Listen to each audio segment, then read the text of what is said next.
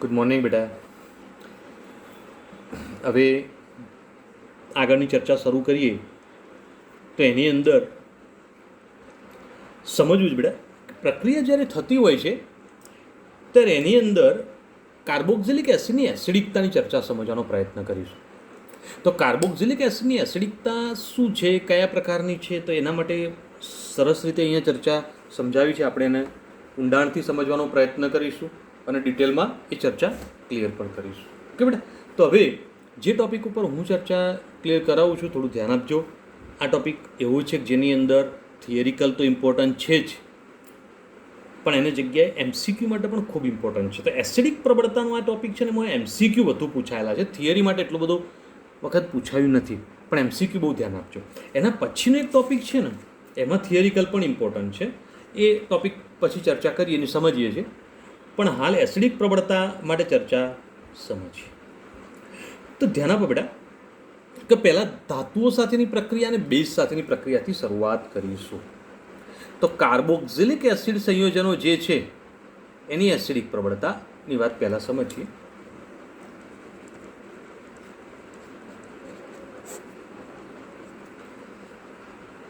હવે જેની એસિડિક પ્રબળતાની ચર્ચા કરીએ છીએ તેની અંદર ધાતુઓ સાથેની પ્રક્રિયા અને બેઝ સાથેની પ્રક્રિયા. તો આપણે બે પોઈન્ટ ઉપર ફોકસ કરીશું, ધાતુ સાથેની પ્રક્રિયા અને બેઝ સાથેની પ્રક્રિયા.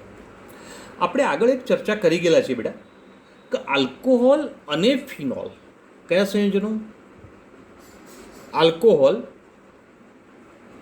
અને ફિનોલ આ બંને સંયોજનો એવા છે કે જે ધાતુ સાથે પ્રક્રિયા આપી શકે છે અને ધાતુ સાથે પ્રક્રિયા આપીને હાઇડ્રોજન વાયુ મુક્ત કરે, જેના કારણે બંને એસિડિક લાક્ષણિકતા ધરાવે છે એવું આપણે આગળ સ્પષ્ટ કરી ગયા હતા.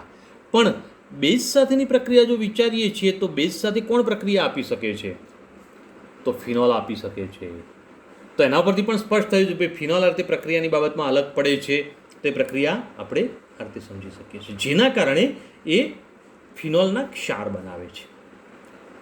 ઓકે બેટા, તો હવે કાર્બોક્સિલિક એસિડ સંયોજનો RCOOH વાળા સંયોજનો એ આ બધાથી કેવી રીતે અલગ પડશે, તો એને સમજવું છે. અને એ સમજવા માટે અહીંયા આગળ વાત સમજ, કાર્બોક્સિલિક એસિડ એ ધાતુ સાથે પણ પ્રક્રિયા આપે છે, બેઝ સાથે પણ પ્રક્રિયા આપીને એના ક્ષાર બનાવે છે, અને એ ઉપરાંત તે સોડિયમ કાર્બોનેટ અને સોડિયમ બાયકાર્બોનેટ જેવા નિર્બળ બેઝ સાથે પણ પ્રક્રિયા આપી શકે છે અને એનો ક્ષાર બનાવે છે. મતલબ કે આની એસિડિક પ્રબળતા એ સારી એવી જોવા મળે છે આ બધા કરતાં વધારે. તો આ બંનેની કમ્પેર આપણે કરી ગયા હતા બેટા કે આલ્કોહોલ કરતાં ફિનોલની એસિડિક પ્રબળતા વધારે હોય છે, તો ફિનોલ કરતાં કાર્બોક્સિલિક એસિડની એસિડિક પ્રબળતા વધારે છે. તો ધ્યાન આપો અને સમજી લેજો બેટા. હવે જ્યારે આ કાર્બોનેટ સાથે પ્રક્રિયા કરે ત્યારે દરમિયાન કાર્બન ડાયોક્સાઇડ વાયુ મુક્ત કરે છે. શું મુક્ત કરશે બેટા? કાર્બન ડાયોક્સાઇડ વાયુ મુક્ત કરે છે. તો અહીંયા આગળ પ્રયોગશાળામાં કાર્બોક્સિલિક એસિડ સમૂહની હાજરી પરખવી હોય તો આ કસોટી ખૂબ જ અગત્યની છે કાર્બનિક પદાર્થોમાં. તો કાર્બનિક પદાર્થોમાં આ હાજર છે કે નહીં તો શું કરવાનું, આની સાથે પ્રક્રિયા કરતા. આપણે લેબોરેટરીમાં જ્યારે ઓર્ગેનિકનું પ્રેક્ટિકલ કરીશું ત્યારે કાર્બોક્સિલિક એસિડ સમૂહની હાજરી પુરવાર કરવા માટે આપણે આ પ્રક્રિયા કરીશું અને એમાં CO2 ના ઉભરા આવશે, અંદર CO2 વાયુ ઉત્પન્ન થતો એવું દેખાશે, તો મતલબ આ હાજર છે COOH સમૂહ, એવું આપણે ત્યાં આગળ પુરવાર કરીશું. ઓકે બેટા, તો હવે ધ્યાન આપો. ધાતુ સાથે કોણ પ્રક્રિયા આપે? બધા. ચલો ધ્યાન આપજો, હું અહીંયા આગળ એક થોડું ચાર્ટ જેવું બનાવું. ધાતુ સાથે તો બધાની પ્રક્રિયા. ચલો બેઝ સાથે તો આલ્કોહોલ પ્રક્રિયા ના આપે, ફિનોલ આપે ને કાર્બોક્સિલિક એસિડ પણ આપે.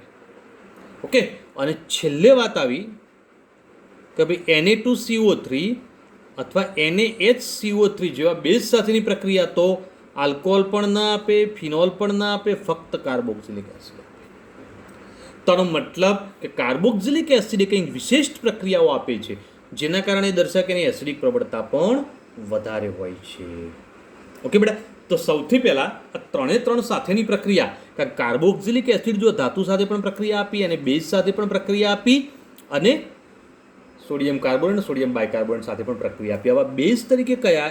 NaOH જેવા પ્રબળ બેઝ. હો બેટા, બેઝ તરીકે શું લેવાનું? NaOH જેવા પ્રબળ બેઝ લેવાના. તો બધી પ્રક્રિયાઓ દર્શાવી શકે છે.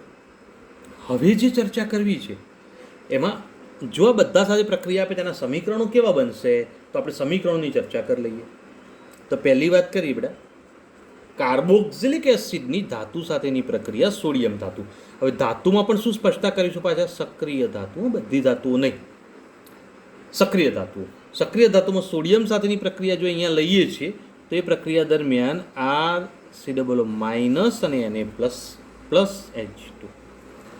જો એક અણુ એક હાઇડ્રોજન ઉત્પન્ન કરે તો અહીંયા H2 ઉત્પન્ન થાય તો અહીંયા આગળ 2 અણુ લેવા પડે.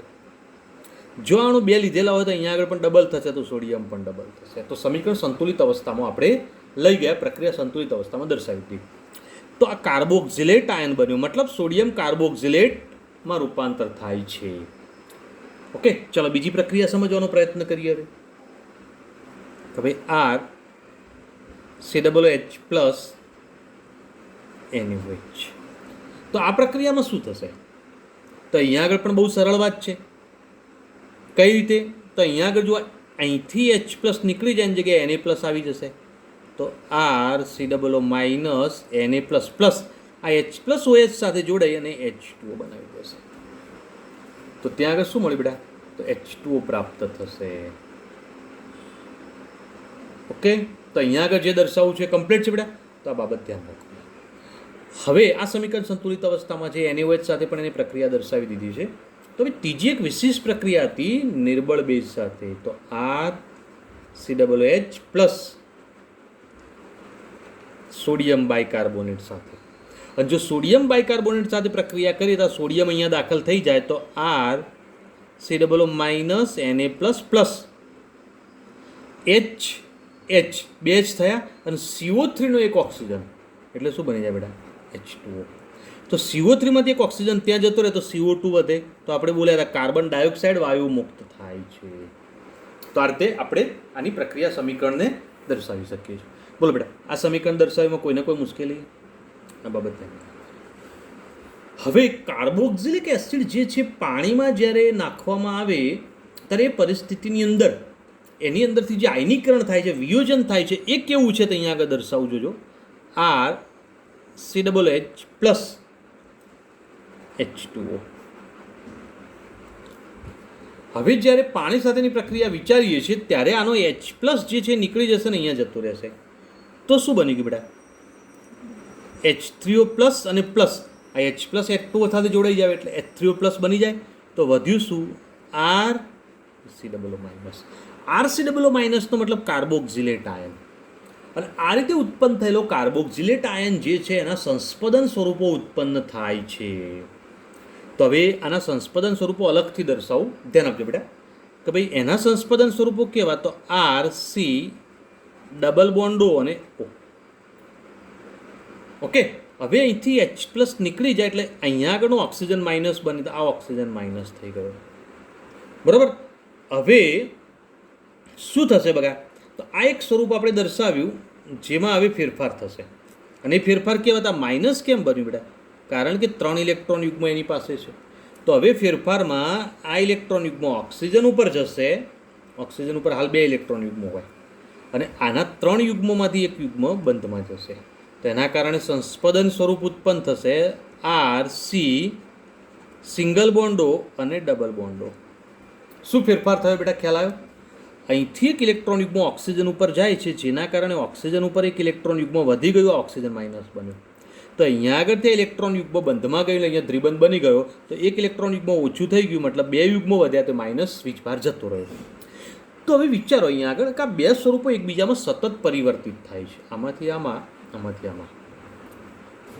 અને જો બંને સ્વરૂપો આમાંથી આમાં આમાંથી આમાં સતત પરિવર્તિત થતા હોય તો અહીંયા આગળ દ્વિબંધ જુઓ, ઉપરના ઓક્સિજન ઉપર દ્વિબંધ છે, અહીંયા નથી, અહીં ઋણ વીજભાર છે. તો અહીંયા નીચે ઋણ છે, આમાં દ્વિબંધ છે. તો આનો મતલબ એવો થાય કે આ બંને સ્વરૂપો ઉપરથી આપણે એક ત્રીજું સ્વરૂપ પણ દર્શાવી શકીએ છીએ. આ 3 લીટીઓ દર્શાવી મતલબ આ 2 સ્વરૂપો ભેગા કરીને એમાંથી ઉત્પન્ન થયેલું એના સમરૂપ હોય એવું એક બંધારણ સમજવાનું.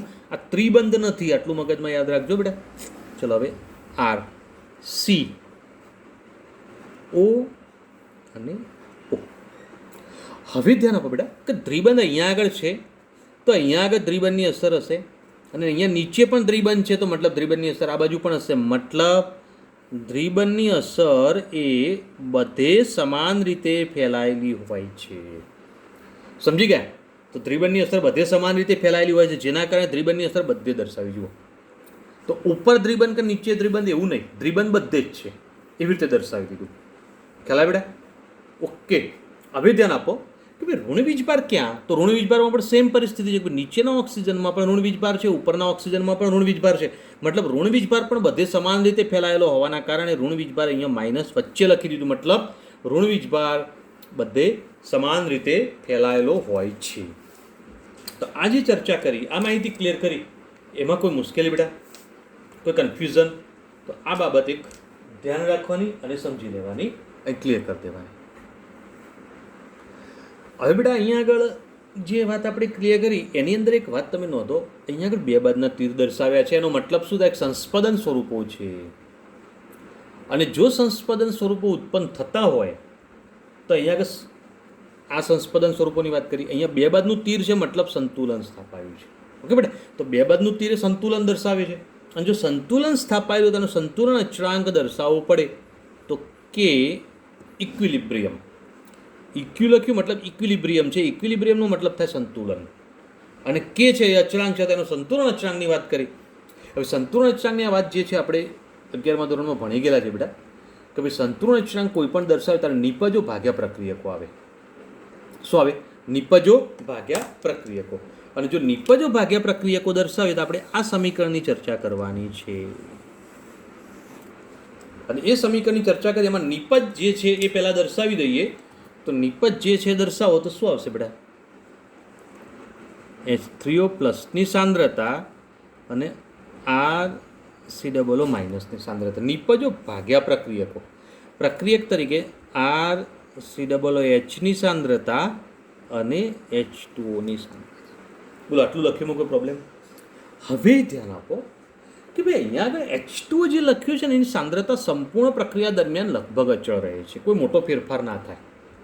ઓકે. અને જો સાંદ્રતામાં કોઈ મોટો ફેરફાર ન થતો હોય તો એની સાંદ્રતા અચળ હોય. તો જો આ અચળાંક હોય ને આ પણ અચળાંક હોય તો બંને અચળાંકો એક તરફ લઈ લઈએ. હું બોલે ખબર પડી બેટા? તો આ બંને અચળાંકો એક તરફ લઈએ તો આ બંને અચળાંકોને ભેગા કરીએ ત્યારે એના ઉપરથી એક નવો અચળાંક મળશે જેને આપણે કે કહીશું. તો કે બરાબર શું થશે? કે ઇક્વિલિબ્રિયમ ઇન્ટુ H2O. મતલબ આ બંને અચળાંકની જગ્યાએ એક જ અચળાંક દર્શાવી શકીએ છીએ ને એના બરાબર શું થાય? જો H2O બાદ જતું રહે તો જે વધ્યું એ દર્શાવી દો. તો H3O પ્લસની સાંદ્રતા, RCOO માઇનસની સાંદ્રતા અને છેદમાં RCOOHની સાંદ્રતા. કોઈને કોઈ પ્રોબ્લેમ બેટા? ધ્યાનમાં રાખો. તો અહીંયા આગળ જે સૂત્ર દર્શાવ્યું શું મળ્યું? કે બરાબર મળ્યું કહેવાય. બરાબર ને? તો હવે આ પદો સમજી લઈએ. ચલો ધ્યાન આપો. કે ઇક્વિલિબ્રિયમનો મતલબ તમે જે પ્રક્રિયા દર્શાવી છે એનું સંતુલન અચળાંક છે. ત્યાર પછી કે શું છે? તો આપણે આખું સમીકરણ એસિડ માટે લખ્યું છે. અને જો એસિડ માટે લખેલું હોય તો એસિડનો વિયોજન અચળાંક કહેવાય. કે એને શું કહીશું બકા? એસિડનો વિયોજન અચળાંક છે. અને એસિડના વિયોજન અચળાંકનું આ મૂલ્ય જે છે એના ઉપરથી એસિડિક પ્રબળતા નક્કી થાય. એના પર શું નક્કી થશે બકા? એસિડિક પ્રબળતા. અને એક કેવી રીતે? તો અહીંયા આગળ એક બે વાક્યો નક્કી કરું, ધ્યાન આપજો બેટા. કેનું મૂલ્ય વધે તેમ એસિડિક પ્રબળતા વધે છે. શું લખ્યું ખબર પડી બકા? કેનું મૂલ્ય વધે તેમ એસિડિક પ્રબળતા વધે છે. મતલબ કે જેટલો વધારે તેમ એસિડિક પ્રબળતા વધારે. કેમ? કારણ કે H3O પ્લસની સાંદ્રતા વધે તેમ કે વધે છે. ઓકે બેટા? તો અહીંયા આગળ જુઓ આ સૂત્રમાં H3O પ્લસની સાંદ્રતા વધે. તો બીજા શબ્દોમાં થોડી ચર્ચા કરવી હોય ને તો ધ્યાન આપો કે જેટલો H3O પ્લસ વધારે ઉત્પન્ન થાય એટલો એસિડ વધુ પ્રબળ ગણાય. શું બોલ્યો ખબર પડી? એસિડ પ્રબળ ક્યારે ગણાય? H3O પ્લસ જેટલો વધારે ઉત્પન્ન થાય, H3O પ્લસ અથવા H પ્લસ પણ શબ્દ વાપરી શકો. H પ્લસ અથવા H3O પ્લસ જેટલા વધારે ઉત્પન્ન થાય એટલો એસિડ વધારે પ્રબળ હોય છે. ક્લિયર બગાવ બોલે? તો હવે H3O પ્લસ વધારે ઉત્પન્ન થાય તો આ H3O પ્લસનું મૂલ્ય વધે તો કે વધવાનું જ છે, બે સમપ્રમાણમાં છે. તેના કારણે શું થશે કે આ વધે તો એસિડિક પ્રબળતા વધી તો કે પણ વધે તો એસિડિક પ્રબળતા વધે. તો આપણે આ વાત ક્લિયર કરી શકીએ છીએ. પણ હવે બીજી વાત કરીએ કે કેના મૂલ્ય ઉપરથી તમે પીકે શોધી શકો છો. તો P K is equal to minus log K. આના ઉપર આધારિત દાખલા પણ આપણે 11માં સંતુલનના ચેપ્ટરમાં ગણેલા છે. બરાબર, તો એ દાખલા પણ આવી ગયેલા છે, એટલે કોઈ ટેન્શન નહીં હોય, ક્લિયર કરી શકાશે. હવે થોડી વાત આગળ કરીએ બકા કે ભાઈ પીકેનું આ જે મૂલ્ય આપણે મળ્યું એનું સૂત્ર જુઓ, માઇનસ લોગ કે છે, માઇનસ લોગ કે. તો એના કારણે કેનું મૂલ્ય વધે તો સામે પીકેનું મૂલ્ય જે છે ઘટતું જશે. અને જો પીકેનું મૂલ્ય સામે ઘટતું જાય તો આનો મતલબ કે વધે તો એસિડિક પ્રબળતા વધે, તો પીકે ઘટે તો એસિડિક પ્રબળતા વધે. તેના પરથી આપણે શું વાક્ય રજૂ કરી શકીએ બેટા? તો ધ્યાન આપો, શું વાક્ય રજૂ કરીશું? તો અહીંયા આગળ જોજો, પીકેનું મૂલ્ય ઘટે તો એસિડિક પ્રબળતા વધે છે. સમજ્યા? તો આ પોઈન્ટ એક બરોબર ધ્યાનમાં રાખજો. ઓકે, હવે ઓર્ગેનિકની અંદર જો આની અંદર થોડા ઊંડા ઉતરવું છે તો પહેલાં તો ઇનઓર્ગેનિક એસિડ તરીકે HCl માટે થોડી ચર્ચા કરી બેટા. તો HCl માટે પીકેનું મૂલ્ય -7.0 છે, મતલબ ઘણું બધું વધારે છે. HCl ઘણું બધું ઓછું છે, અને ઘણું બધું ઓછું મૂલ્ય હોવાના કારણે HCl ખૂબ પ્રબળ એસિડ છે. એ તો ક્લિયર છે. પણ હવે વાત કરીએ બેટા કે ટ્રાયફ્લોરો એસિટિક એસિડ છે. કયો એસિડ લેવો છે? ટ્રાયફ્લોરો એસિટિક એસિડ. આવો એક આ એસિડ લીધો, ત્યાર પછી બીજો લઈએ બેન્ઝોઇક એસિડ C6H5COOH, અને ત્રીજો લઈએ એસિટિક એસિડ. ત્રીજો કયો લઈએ? Acetic acid. બરાબર, તો હવે 3 એસિડ લઈ લીધા. આના માટે પીકેના મૂલ્યો જે છે એ આ રીતે આપેલા છે. આનું 0.23 છે, આનું 4.19 છે, અને આનું 4.76 છે. પીકેના મૂલ્યો આપેલા બેટા. તો હવે મને કહો કે બધા એસિડમાંથી સૌથી પ્રબળ એસિડ કયો છે? જેનું પીકેનું મૂલ્ય ઘટે તો એસિડિક પ્રબળતા વધે. સ્પષ્ટ વાત? તો 3માંથી સૌથી ઓછું મૂલ્ય આનું છે, તો સૌથી વધારે એસિડિક પ્રબળતા આની હોય. તો હવે તમને જુઓ પરીક્ષામાં કહ્યું હોય કે ભાઈ આ 1 છે, આ 2 છે, અને આ 3 છે. ઓકે, તો એસિડિક પ્રબળતાના ક્રમમાં ગોઠવો તો 1 માટેની એસિડિક પ્રબળતા સૌથી વધારે. હવે આ બંનેમાંથી કોની વધારે? તો આની જ વધારે છે, તો મતલબ 2 અને 3. કદાચ આડાવડા આપ્યા હોય તો એ પ્રમાણે ક્રમ બદલાય, પણ આપણે તો કોના ઉપરથી નક્કી કર્યું છે? આના ઉપરથી. હવે આ મૂલ્યો તમને એમ થાય સાહેબ મૂલ્યો તૈયાર કરવાના, તો આ મૂલ્યો જે છે ને બેટા એ થિયરીમાં આપેલા છે, અને થિયરીમાં આપેલા મૂલ્યો તૈયાર કરવા પડશે. તો આ મૂલ્યો આપણે તૈયાર કરી દઈશું. ઓકે, તો આ બાબત ધ્યાનમાં રાખવાની. હવે કોઈ પણ એસિડની એસિડિક પ્રબળતા નક્કી કરવી હોય તેના માટે પીકેનું મૂલ્ય અસર કરે છે. આ તો સ્પષ્ટ થઈ ગયું. અને જો પીકેનું મૂલ્ય અસર કરે તો પીકેનું મૂલ્ય ઘટે તેમ એસિડિક પ્રબળતા વધે છે. આ તો સ્પષ્ટ થઈ ગયું. તો હવે ઘટે કેવી રીતે? તો હવે એના માટે થોડી ચર્ચા આગળ વધારીએ. ઓકે, તો હું જે ચર્ચા કરું છું એ બરોબર ધ્યાન આપજો બેટા કે ભાઈ પીકેનું મૂલ્ય જે છે એ જો 1થી નીચે હોય, બરાબર, તો પીકેનું મૂલ્ય જે ખોટું લખ્યું, 1 લખ્યો, બરાબર, અને સિમ્બોલ આ બાજુ રાખવાનો હતો. 1 લખું, ઓકે, અને સિમ્બોલ અહીંયા. હવે એનો મતલબ શું થોડું સમજાવી દઉં બેટા, ધ્યાન આપજો. આ 1 સિમ્બોલ આમ એટલે શું? તો અહીંયા આગળ આપણું જે મૂલ્ય છે ને અહીંયા છે, મતલબ અહીંયા એક્સ ગણી લો, તો એક્સનું મૂલ્ય 1 કરતાં નાનું છે, ને આ પીકેનું મૂલ્ય છે. ઓકે, તો 1 કરતાં નાનો છે, ને જો 1 કરતાં નાનો હોય તો એ એસિડ સૌથી પ્રબળ એસિડ ગણાય. તો આવા એસિડ કયા એસિડ ગણીશું? તો પ્રબળ એસિડ ગણીશું. ઓકે બેટા, તો પ્રબળ એસિડ કોને કહીશું? જેમાં પીકેનું મૂલ્ય 1 કરતાં ઓછું હોય તો. ચલો બીજી વાત કરીએ. પીકેનું મૂલ્ય 1 થી 5ની વચ્ચે હોય તો મધ્યમ પ્રબળ છે. આવા એસિડ કેવા ગણાય? મધ્યમ પ્રબળ. ઓકે, હવે જો પીકેનું મૂલ્ય 5 થી 15ની વચ્ચે હોય તો આ એસિડને નિર્બળ એસિડ ગણીશું.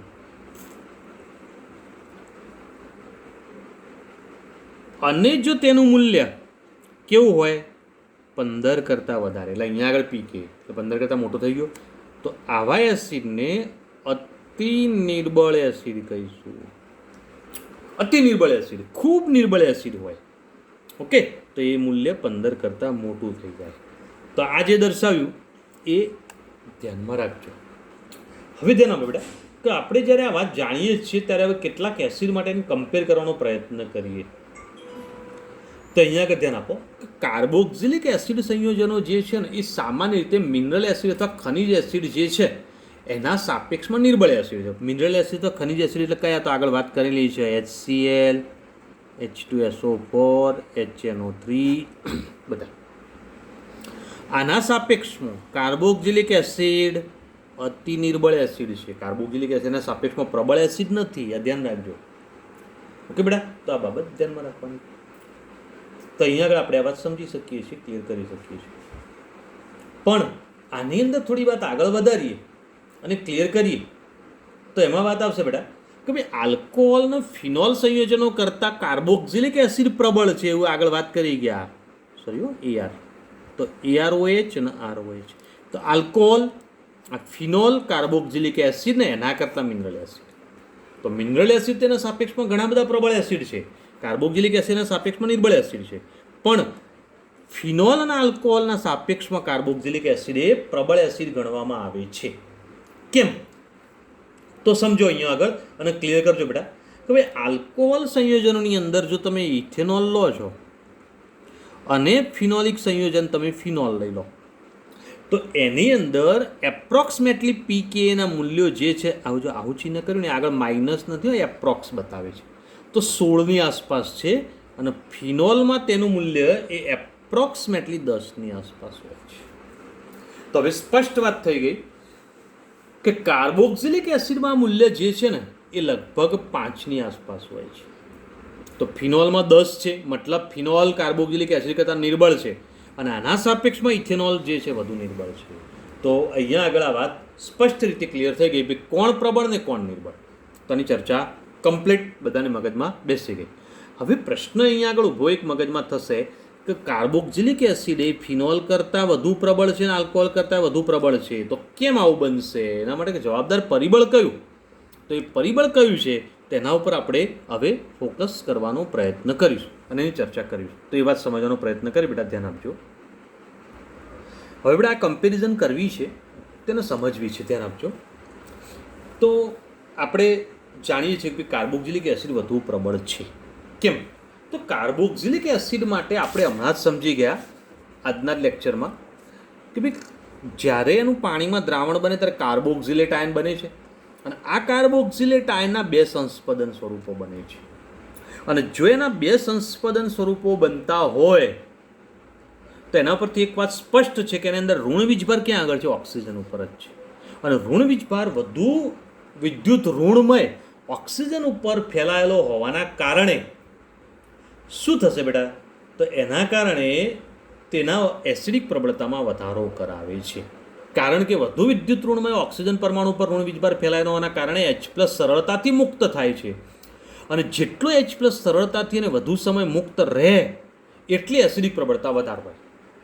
તો મતલબ કે આની અંદર આ હાઇડ્રોજન અહીંયા છે, તો હાઇડ્રોજન જેવો મુક્ત થાય, ઋણ વીજભાર અહીંયા છે અને ઋણ વીજભાર વધુ વિદ્યુત ઋણમય પરમાણુ પર હોય તો એટલો હાઇડ્રોજન સરળતાથી મુક્ત થાય, અને સરળતાથી મુક્ત થાય તો એસિડિક પ્રબળતા વધારે હોય છે.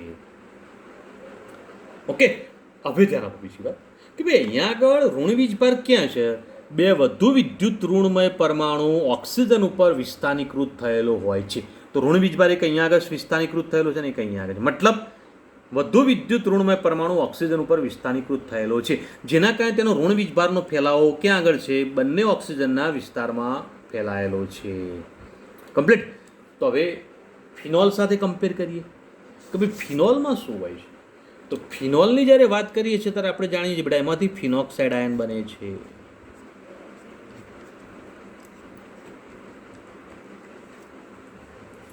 ઓકે, ચલો હવે આ ફિનોક્સાઇડ આયન મળ્યો બેટા.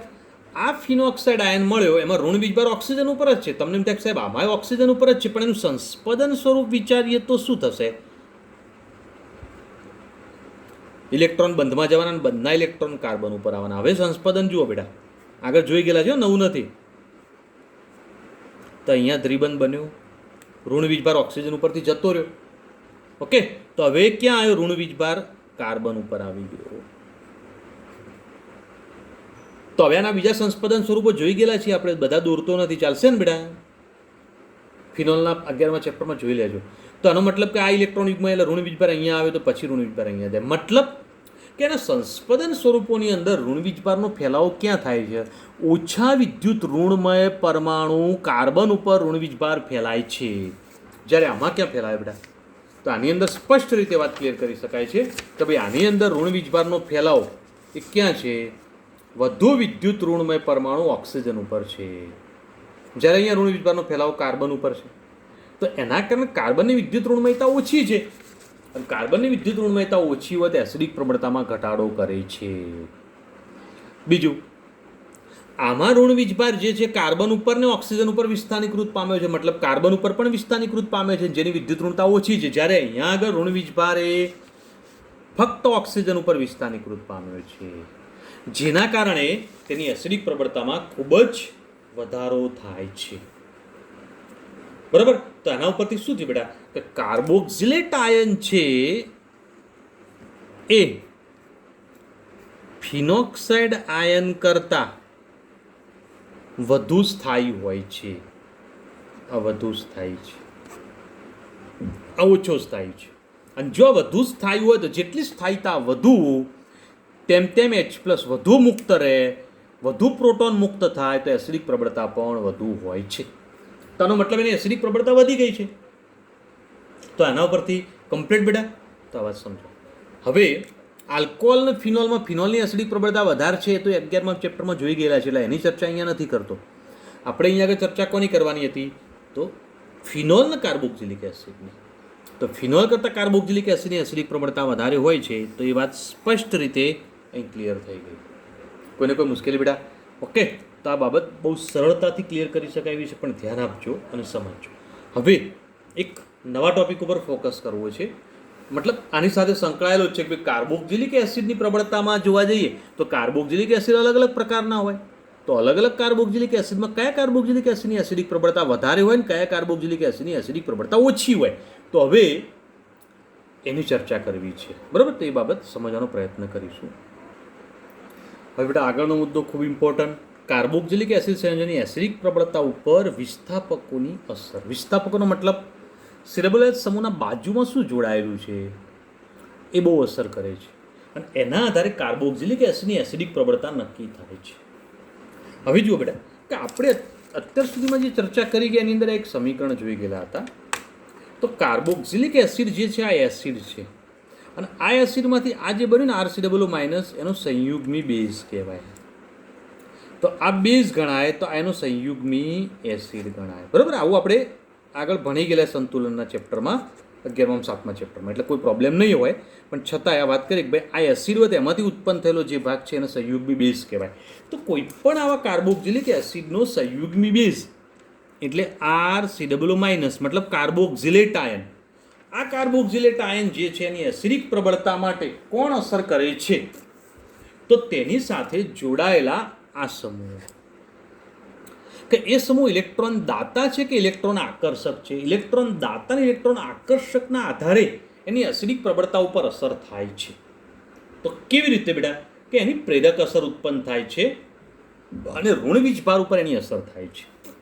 બરાબર? તો અહીંયા આગળ ધ્યાન આપજો કે એની પ્રેરક અસર ને એના ઉપરથી ઋણ વીજભાર ઉપર અસર થાય. તમને કન્ફ્યુઝન થોડું મગજમાં ઉત્પન્ન થતું હશે, સમજી લઈએ બેટા કે ભાઈ RC=O-. ઓકે, એનું સંસ્પંદન સ્વરૂપ RC સિંગલ બોન્ડો, ડબલ બોન્ડો અને આ માઇનસ. આ બંને ઉપરથી બન્યું હતું શું? RCO અને O અને માઇનસ.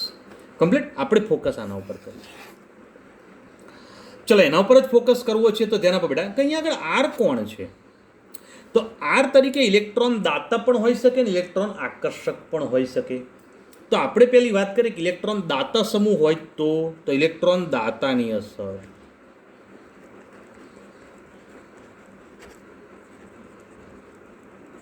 આ પોઈન્ટ બેટા થોડો હું સમજાવું ને એ પ્રમાણે થોડો વિસ્તારથી લખી દેજો, કારણ કે બુકમાં એટલું બધું વિસ્તારથી નથી આપ્યું, પણ હું થોડું ડીપમાં જઈને સમજાવું છું, તો તમે થોડું લખી દેજો, જેના કારણે તમને તકલીફ ના પડે આગળ.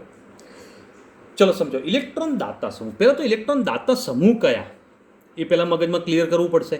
તો બધા જ આલ્કાઇલ સમૂહ, બધા જ આલ્કાઇલ મતલબ મિથાઇલ, ઇથાઇલ, પ્રોપાઇલ, બ્યુટાઇલ, આ બધા જ જે છે ઇલેક્ટ્રોન દાતા છે. બરાબર? તો નોંધી કાઢજો. બધા જ alkyl, methyl, ethyl, propyl, butyl, આ બધા જ ઇલેક્ટ્રોન દાતા છે. કમ્પ્લીટ. તો મતલબ CH3 હોય તો આ ઇલેક્ટ્રોન દાતા ગણાય. ઓકે, તો CH2CH3 હોય તો ઇલેક્ટ્રોન દાતા છે આપણો. કમ્પ્લીટ. હવે ઇલેક્ટ્રોન દાતા તરીકેની પ્રબળતા વધે તો એના કારણે શું થાય? અહીંથી ઇલેક્ટ્રોન આ બાજુ કરશે, અને જો ત્યાં આગળ દાન કરે તો એના કારણે સમજે શું અસર થાય? Carbon, oxygen, oxygen minus, electron donor group, electron દાતા સમૂહ. બરાબર? હવે ઇલેક્ટ્રોન દાન કરે છે. જ્યારે ઇલેક્ટ્રોન દાન કરે ને ત્યારે તેના કારણે જે ઓક્સિજન હાઇડ્રોજન વચ્ચેનો જે બંધ બન્યો ને બંધની ધ્રુવીયતા ઘટાડે છે. હું બોલું બરોબર ધ્યાન આપજો. બરોબર? કન્ફ્યુઝ ના થતા. અહીંથી જ્યારે ઇલેક્ટ્રોન દાન કરે ત્યારે અહીંયા આગળ જે હાઇડ્રોજન જોડાયેલો હોય ને એ હાઇડ્રોજન જોડાયેલો હોય ત્યારે શું કરશે બેટા? એની ધ્રુવીયતા ઘટાડે છે, જેના કારણે ઋણ વીજભારનું જે વિસ્થાનીકરણની ક્રિયા છે ને એ ધીમી પાડી દેશે. અને જો ઋણ વીજભારનું વિસ્થાનીકરણ, વહેંચાવાની ક્રિયા ઓછી થઈ જાય તો એના કારણે એસિડિક પ્રબળતા ઘટી જાય છે. તો આ વાત બરોબર ધ્યાન આપો. તો હવે મિથાઇલ સમૂહ જોડાયેલો હોય તો અહીંયા આગળ જોજો CH3COOH. તો મિથાઇલ સમૂહ જોડાયેલો તો એસિડિક પ્રબળતા ઘટી જાય. ઓકે, સરસ. પણ જેમ જેમ શૃંખલા મોટી બનતી જાય તેમ તેમ ઇલેક્ટ્રોન દાતા તરીકેની પ્રબળતા વધી તો એસિડિક પ્રબળતા ઘટે છે. મતલબ ઇથેનોઇક એસિડ કરતાં પ્રોપેનોઇક એસિડની એસિડિક પ્રબળતા ઓછી હોય. તો હવે મને એક વાત કહો બેટા, કે HCOOH હોય તો ફોર્મિક એસિડ છે, મિથેનોઇક એસિડ, આમાં ઇલેક્ટ્રોન દાતા સમૂહ છે જ નહીં. જો અહીંયા આગળ R છે જ નહીં, હાઇડ્રોજન છે, તો એની એસિડિક પ્રબળતા બધા કરતાં વધારે હોય. તો ફોર્મિક એસિડની એસિડિક પ્રબળતા બધા કરતાં વધારે છે. કેમ વધારે છે? મગજમાં વાત બેઠે બેટા કે કન્ફ્યુઝન? ઓકે ને? ઓકે, સરસ. તો હવે એસિડિક પ્રબળતા એની વધારે. ચલો, એસિડિક પ્રબળતામાં કોણ અસર કરે છે? ઇલેક્ટ્રોન દાતા સમૂહ. તો દાતા સમૂહ કેવી રીતે અસર કરે છે તેની વાત કરી ગયા. હવે અહીંયા આગળ જે પ્રશ્ન આવશે કે ભાઈ ઇલેક્ટ્રોન દાતા સમૂહમાં દાખલા તરીકે આવું છે CH3 CH2COOH. બરાબર? હવે આ કાર્બન સાથે એક આલ્કાઇલ સમૂહ જોડાયેલો છે. મતલબ આ પ્રાથમિક પ્રકારની રચના છે. હવે એક બીજી રચના વિચારીએ, CH3CH, CH3 અને COOH. મતલબ કે આ કાર્બન સાથે કાર્બોક્સિલિક એસિડ જે કાર્બન સાથે જોડાયો છે એની સાથે એક જ મિથાઇલ સમૂહ છે. કાર્બોક્સિલિક એસિડ જે કાર્બન સાથે જોડાય છે એની સાથે બે મિથાઇલ સમૂહ જોડાયેલા છે. મતલબ આ દ્વિતીયક કહેવાય. ઓકે, ચલો એક બીજું જુઓ કે ભાઈ કાર્બોક્સિલિક એસિડ જે કાર્બન સાથે જોડાયો છે એમાં 3 મિથાઇલ સમૂહ છે. તો આ તૃતીયક રચના છે. હવે મેન વાત સમજવાની હવે શરૂ થાય છે. કઈ બાબત સમજવાની શરૂ થાય છે? કે ભાઈ અહીંયા આગળ ઇલેક્ટ્રોન દાતા તરીકે જે સમૂહ છે એક જ છે. અહીંયા આગળ ઇલેક્ટ્રોન દાતા સમૂહ 2 છે, અને અહીંયા આગળ ઇલેક્ટ્રોન દાતા સમૂહ જે છે એ 3 છે. તો ઇલેક્ટ્રોન દાતા તરીકેની પ્રબળતા વધે તો એસિડિક પ્રબળતા ઘટે. સ્પષ્ટ વાત? તો આનો મતલબ આની એસિડિક પ્રબળતા સૌથી વધારે હોય, એના કરતાં આની ઓછી હોય ને એના કરતાં આની ઓછી હોય. મતલબ આની એસિડિક પ્રબળતાનો ક્રમ એ તમારા આ બરોબર ધ્યાનમાં રાખવાનું કે ભાઈ ક્રમશઃ એસિડિક પ્રબળતા ઘટે. પણ ક્યારે? સમાન કાર્બન સંખ્યા હોય ત્યારની વાત છે, અથવા સમાનાર્થી શૃંખલા જોડાયેલી હોય ત્યારે. બરાબર? તો આ બાબત ધ્યાન રાખજો. ઓકે, તો અહીંયા આગળ આપણે આ વાત સમજી શકીએ, ક્લિયર કરી શકીએ. દાખલા તરીકે અહીંયા આગળ જુઓ 1 2 3 4 અને 5 કાર્બન થયા બેટા. 5 કાર્બન વાળો carboxylic acid CH3 CH2 CH2 CH2 અને COOH. 5 કાર્બન છે, અહીંયા 5 કાર્બન છે. જુઓ તો હવે આ બંનેમાંથી કોની એસિડિક પ્રબળતા વધારે હોય? તો આની જ વધારે હોય. સીધી વાત છે. કેમ? કે ઇલેક્ટ્રોન દાતા સમૂહની સંખ્યા વધી. અહીંયા ઇલેક્ટ્રોન દાતા સમૂહ એક જ છે, આખો એક જ સમૂહ ગણાય. બરાબર. તો પછી તમને પ્રશ્ન થશે સાહેબ અહીંયા આગળ તો અહીંયા ઇલેક્ટ્રોન દાતા એક જ છે, અહીંયા ઇલેક્ટ્રોન દાતા એક છે, પણ બંને ઇલેક્ટ્રોન દાતાની કમ્પેર કરી તેમાં કાર્બન સંખ્યા વધે છે, તેમ ઇલેક્ટ્રોન દાતા તરીકેની પ્રબળતા વધે તો એસિડિક પ્રબળતા ઘટે. સમજણ પડી બેટા? પણ અહીંયા આગળ અલગ અલગ છે. તો 3 ઇલેક્ટ્રોન દાતા બન્યા, અહીંયા આગળ એક જ ઇલેક્ટ્રોન દાતા મોટો કહેવાય. બરાબર. અહીંયા ઇલેક્ટ્રોન દાતાની સંખ્યા વધે તો એસિડિક પ્રબળતા ઘટશે. બરોબર મગજમાં વાત બેસાડી દેજો, કન્ફ્યુઝ ના થતા. ઓકે, ચલો ઇલેક્ટ્રોન દાતાની પ્રબળતાની વાત સમજી ગયા અને ક્લિયર કરી ગયા. હવે નેક્સ્ટ ટોપિક આવે છે ઇલેક્ટ્રોન ગ્રાહી સમૂહ. ઇલેક્ટ્રોન ગ્રાહી સમૂહ હોય તેની અસર એનાથી વિરુદ્ધ હોય. સ્પષ્ટ વાત છે, આપણે બધાને ખ્યાલ આવી જાય કે એનાથી વિરુદ્ધ અસર હોય. કેવી રીતે? તો ઇલેક્ટ્રોન ગ્રાહી સમૂહ જોડાય તો એના કારણે એસિડિક પ્રબળતામાં વધારો કરે છે. પણ ઇલેક્ટ્રોન ગ્રાહી સમૂહ જે છે એની પ્રબળતા વધે તેમ તેમ તેની એસિડિક પ્રબળતામાં પણ વધારો કરે છે. હવે ઇલેક્ટ્રોન ગ્રાહી સમૂહ જે છે એની પ્રબળતા કેવી રીતે હોય બેટા? તો ધ્યાન આપજો કે ઇલેક્ટ્રોન ગ્રાહી સમૂહમાં ફિનાઇલ સમૂહ છે. ઓકે, એની સૌથી ઓછી, એના કરતાં વધારે આયોડિન પ્રબળ હોય, એના કરતાં વધારે બ્રોમિન પ્રબળ હોય, ત્યાર પછી ક્લોરિન, ફ્લોરિન, પછી સાયનાઇડ, નાઇટ્રો અને CF3. મતલબ ફ્લોરિન એક હોય તેના કરતાં સાયનાઇડ પ્રબળ, નાઇટ્રો પ્રબળ, પણ ફ્લોરિન 3 થઈ જાય ને તો નાઇટ્રોન સાયનાઇડ કરતાં વધુ પ્રબળતા દર્શાવે છે. બરાબર. તો હવે આ વાતને ધ્યાનમાં લઈ કેટલાક ઉદાહરણ લઈને કમ્પેર કરવાનો પ્રયત્ન કરીએ. ઓકે બેટા, તો અહીંયા આગળ એને ધ્યાનમાં લઈને કેટલાક ઉદાહરણો લઈને કમ્પેર કરવાનો પ્રયત્ન કરું છું, ધ્યાન આપજો. તો હવે અહીંયા આગળ કેટલાક સમૂહ જોડું છું કે દાખલા તરીકે CH2COOH અહીંયા આગળ ફ્લોરિન જોડાયું છે. તો પછી અહીંયા આગળ ClCH2COOH, BrCH2COOH અને ICH2COOH. તો કાર્બોક્સિલિક એસિડ સમૂહ જે કાર્બન સાથે જોડાયો છે તે કાર્બન સાથે ફ્લોરિન, ક્લોરિન, બ્રોમિન, આયોડિન જોડાયો છે. તો હવે આ ઇલેક્ટ્રોન આકર્ષક સમૂહો છે. ઇલેક્ટ્રોન વિથડ્રોઈંગ ગ્રુપ, પેલાની જેવી વાત કરી દઈએ બેટા. C ઓક્સિજન ઓક્સિજન માઇનસ, તો અહીંયા આગળ કોણ જોડાય છે? ઇલેક્ટ્રોન વિથડ્રોઈંગ ગ્રુપ, ઇલેક્ટ્રોન આકર્ષક સમૂહ. સમજે બેટા? અને ઇલેક્ટ્રોન આકર્ષક સમૂહ જોડે તો એસિડિક પ્રબળતા વધારે, પણ ઇલેક્ટ્રોન આકર્ષક સમૂહની પ્રબળતા જોવી પડે તો ફ્લોરિન સૌથી પ્રબળ છે, તો ફ્લોરિન જોડે તો એસિડિક પ્રબળતા સૌથી વધારે હોય, એના કરતાં ક્લોરિન, બ્રોમિન, આયોડિન ક્રમશઃ ઘટતા જાય છે. બોલો, મગજમાં બેસી જાય છે? કોઈને કોઈ મુશ્કેલી બેટા? પણ હવે હું તમને કહું કે ભાઈ C6H5CH2COOH હોય તો C6H5 જે છે ને એ ફિનાઇલ છે, જે આપણે PH લખ્યું. ઓકે, તો આ ફિનાઇલ છે. તો ફિનાઇલની પ્રબળતા એનથી ઓછી જ આયોડિન કરતા, મતલબ આની એસિડિક પ્રબળતા આયોડિન જોડાય એનથી ઓછી હોય તો આની સૌથી ઓછી થાય. સમજાવવું છે વાત? ખ્યાલ આવે છે બેટા? બરોબર ધ્યાન આપજો, કન્ફ્યુઝન ના થાય. બરોબર. ચલો હવે ઇલેક્ટ્રોન આકર્ષક સમૂહની સંખ્યા વધે તેમ એસિડિક પ્રબળતા વધે. તો એસિડિક પ્રબળતા વધવા માટે ઇલેક્ટ્રોન આકર્ષક સમૂહની સંખ્યા પણ અસર કરે છે. અને જો એની સંખ્યા અસર કરતી હોય તો કેવી રીતે અસર કરશે? તો એના માટે પણ ઉદાહરણ લઉં છું. તો ધ્યાન આપો બેટા કે આવું છે CH3COOH, એસિટિક એસિડ છે અથવા ઇથેનોઇક એસિડ છે.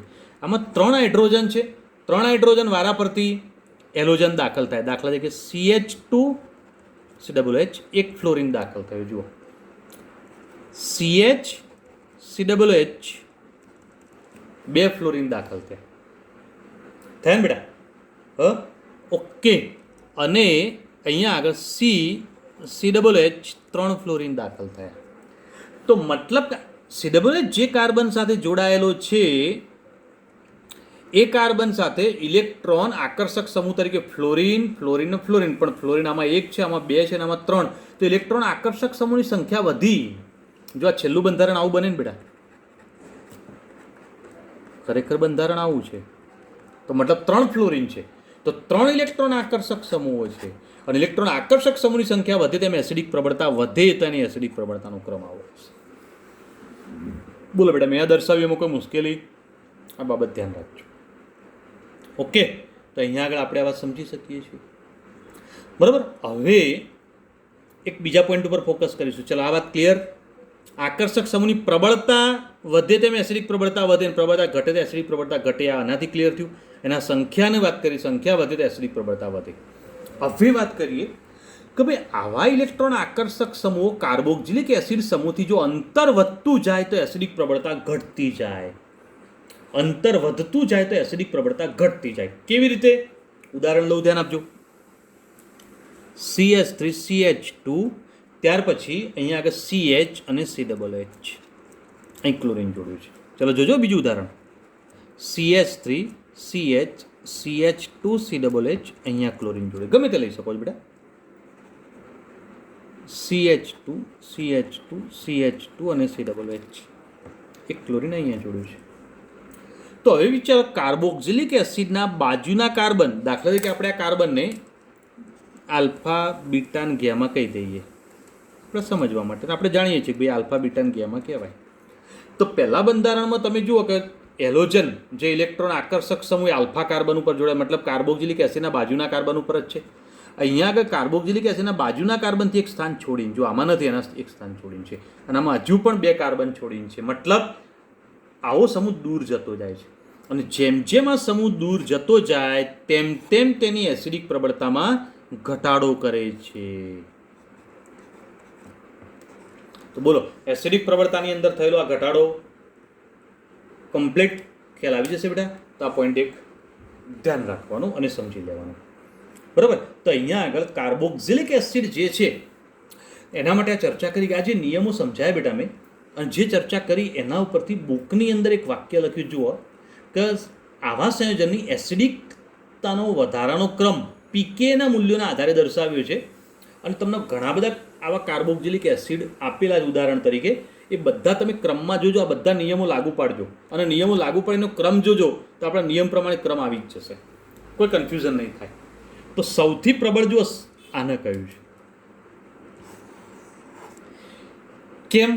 કારણ કે એના બાજુમાં જ 3 ઇલેક્ટ્રોન આકર્ષક સમૂહ જોડાયા છે, અને એનો મતલબ 3 ફ્લોરિન છે.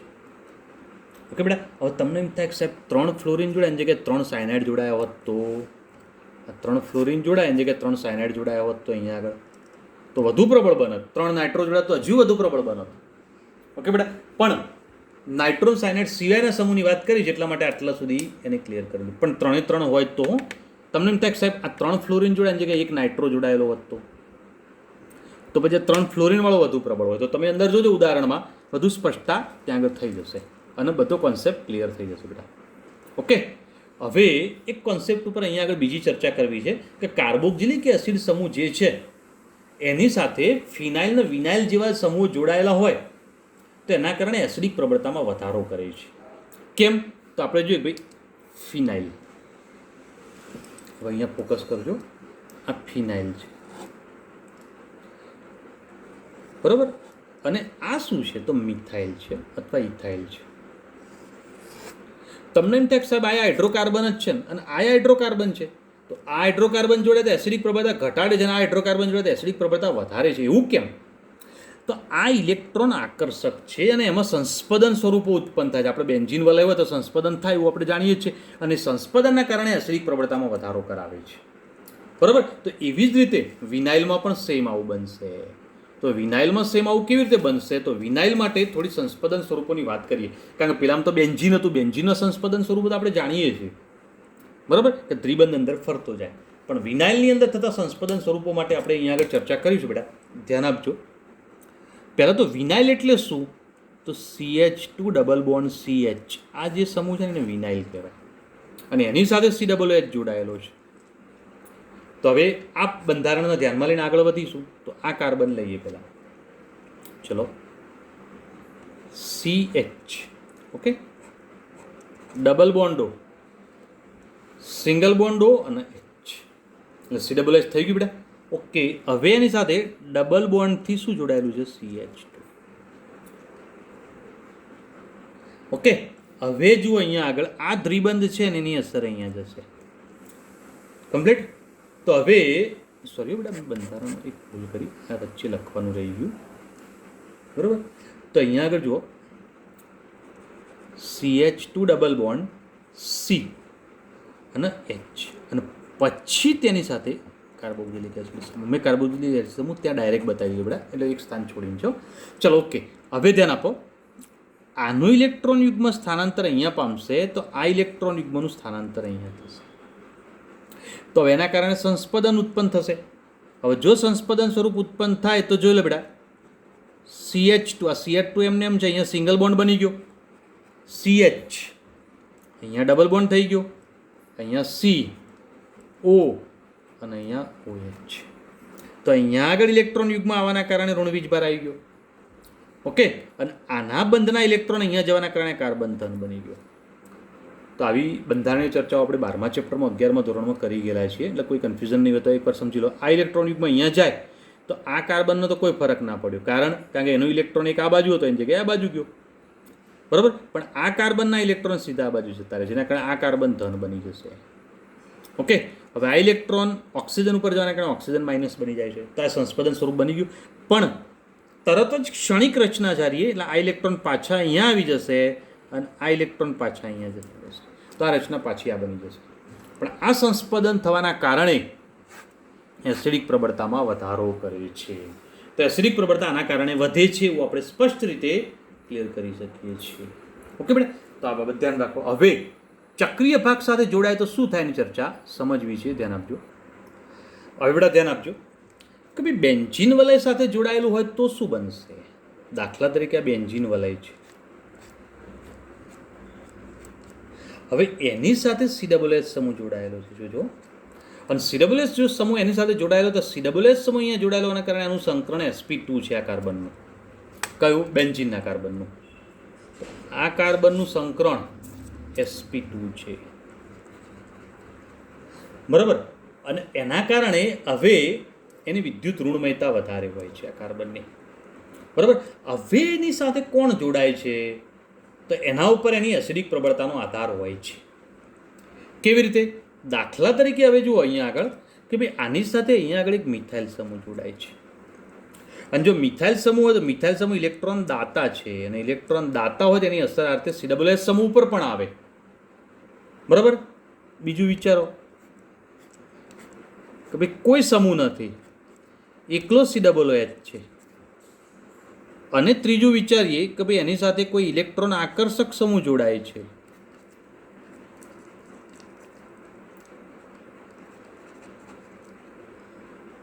તો શું થાય? ઇલેક્ટ્રોન આકર્ષક સમૂહ મતલબ ઇલેક્ટ્રોન આકર્ષિત કરે, તો અહીંથી પણ આકર્ષિત કરશે.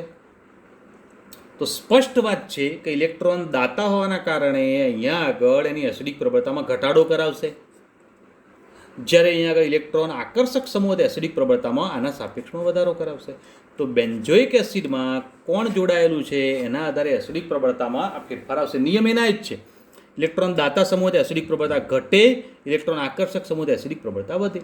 સીધી વાત છે. તો એ જ પોઈન્ટ અહીંયા આગળ અસર કરે છે, એ જ મુદ્દો અહીંયા આગળ પણ અસર કરે છે. તો આ પોઈન્ટ ધ્યાનમાં રાખવાનું, સમજી લેવાનું.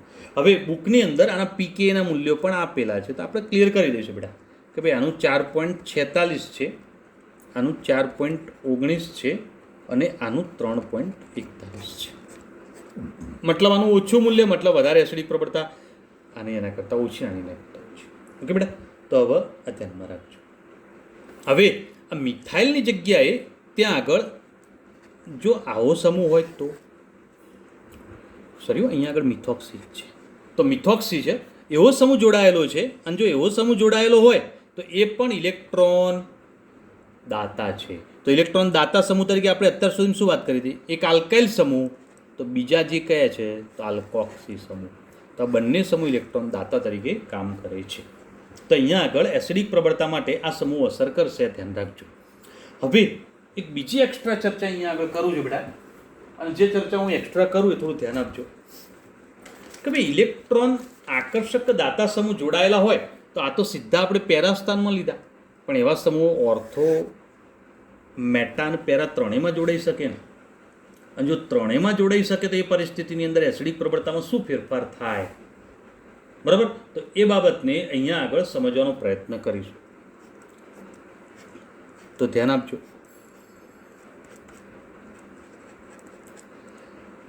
હવે અહીંયા આગળ નાઇટ્રો સમૂહ છે, તો નાઇટ્રો સમૂહ જે છે જોડાયેલો છે અહીંયા આગળ, એટલે 2 નાઇટ્રોબેન્ઝોઇક એસિડ બની ગયું. હવે નાઇટ્રો સમૂહ ઓર્થોમાં આવ્યો, એના પછી નાઇટ્રો સમૂહ જે છે એ પેરામાં હોય, એટલે 4 નાઇટ્રોબેન્ઝોઇક એસિડ. ચલો નાઇટ્રો સમૂહ મેટામાં હોય,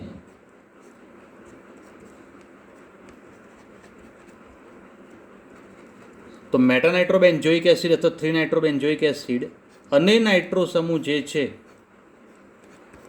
એ ક્યાંય પણ ન હોય, મતલબ ખાલી એકલો COOH સમૂહ. તો નાઇટ્રો સમૂહ ઇલેક્ટ્રોન આકર્ષક સમૂહ છે, તેથી એસિડિક પ્રબળતા વધારે, મતલબ આના કરતાં બધાની એસિડિક પ્રબળતા વધારે જ હોય. પણ ઓર્થો સ્થાનમાં જોડાયેલો હોય તેની એસિડિક પ્રબળતા વધારે હોય, પેરાવાળાની એનથી ઓછી હોય, અને મેટાની એનથી પણ ઓછી હોય, અને ન હોય તેનથી પણ ઓછી. તો આ ધ્યાન રાખજો, અને આ વાત એક્સ્ટ્રા છે, થોડું ધ્યાન આપજો બેટા અને સમજી લેજો. તો અહીંયા આગળ એસિડિક પ્રબળતામાં એક આ પણ અસર કરે છે, ઓર્થો, પેરાન, પછી મેટા. બરાબર, તો આ રીતે આપણે એસિડિક પ્રબળતા નક્કી કરી શકીએ છીએ.